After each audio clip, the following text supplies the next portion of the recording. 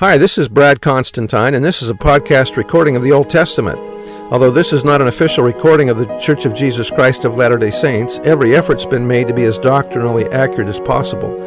I'll be using for the text the Joseph Smith translation of the Old Testament, along with many commentaries from general authorities of the Church, BYU professors, Bible scholars, and others.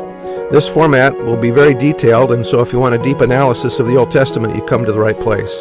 Thanks for your attendance. Welcome back. This will be for Ezekiel chapter 36. I'm going to read a little narrative here first about the chapter out of the Institute Manual. It says, the only verses in Ezekiel 36 that do not deal with the last days are those that explain why the Lord scattered Israel, and that's 16 to 22. None of the following events have fully transpired, though today is the day when these prophecies are being fulfilled. Those men who will multiply upon the land are from all the house of Israel, not just the kingdom of Judah. Israel is to walk upon the land which shall no more henceforth bereave them of men. Those who return will be gathered from the heathen and from all countries. They are to be cleansed from their filthiness. They are to be converted to the Lord and receive His Spirit. Verses 28 to 38 explain that the recovery of Israel will be quite remarkable and will be done for the Lord's reasons, not because Israel has earned it. The Israel of the future must be spiritually worthy and must submit themselves to the Lord's will.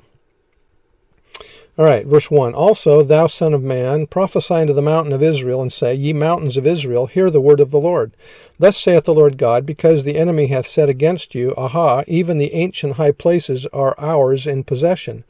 Therefore prophesy and say, Thus saith the Lord God, because they have made you desolate, and swallowed you up on every side, that ye might be a possession unto the residue of the heathen, and ye are taken up in the lips of talkers, and are an infamy of the people. Therefore, ye mountains of Israel, hear the word of the Lord God. Thus saith the Lord God to the mountains and to the hills, to the rivers, or ravines, and to the valleys, and to the desolate wastes, and to the cities that are forsaken, which became a prey and derision to the residue of the heathen that are round about. Therefore, thus saith the Lord God, Surely in the fire of my jealousy have I spoken against the residue of the heathen, and against all Idumea, or Edom, which have appointed my land into their possession, with the joy of all their heart, with despiteful minds, to cast it out for a prey. Prophesy therefore concerning the land of Israel, and say unto the mountains, and to the hills, to the rivers, and to the valleys, Thus saith the Lord God, Behold, I have spoken in my jealousy and in my fury, because ye have borne the shame of the heathen. Therefore thus saith the Lord God, I have lifted up mine hand, surely the heathen that are about you, they shall bear their shame. But ye, O mountains of Israel, ye shall shoot forth your branches, and yield your fruit to my people of Israel, for they are at hand to come. For behold, I am for you, and I will turn unto you, and ye shall be tilled and sown. And I will multiply men upon you, all the house of Israel, even all of it, and the cities shall be inhabited, and the wastes shall be builded. And I will multiply upon you man and beast, and they shall increase and bring fruit. And I will settle you after your old estates, and will do better unto you than at your beginnings, and ye shall know that I am the Lord. Yea, I will cause men to walk upon you, even my people Israel, and ye shall possess thee, and thou shalt be their inheritance, and thou shalt no more henceforth bereave them of men. Thus saith the Lord God, because they say unto you, Thou land devourest up men, and hast bereaved thy nations. Therefore thou shalt devour men no more, neither bereave thy nations any more, saith the Lord God. Neither will I cause men to hear in thee the shame of the heathen any more. Neither shalt thou bear the reproach of the people any more. Neither shalt thou cause thy nations to fall any more, saith the Lord God. Moreover, the word of the Lord came unto me, saying, Son of man, when the house of Israel dwelt in their own land, they defiled it by their own way, and by their doings. Their way was before me in the uncleanness of a removed woman. Wherefore I poured my fury upon them for the blood that had shed upon them, and for their idols wherewith they had polluted it. And I scattered them among the heathen, and they were dispersed through the countries, according to their way and according to their doings I judged them. And when they entered into the heathen, whither they went, they profaned my holy name, when they said to them, These are the people of the Lord, and are gone forth out of this land. But I had pity or concern for mine holy name, which the house of Israel had profaned among the heathen, whither they went. Therefore say unto the house of Israel, Thus saith the Lord God, I do not this for your sakes, O house of Israel, but for mine holy name's sake, which ye have profaned among the heathen, whither ye went.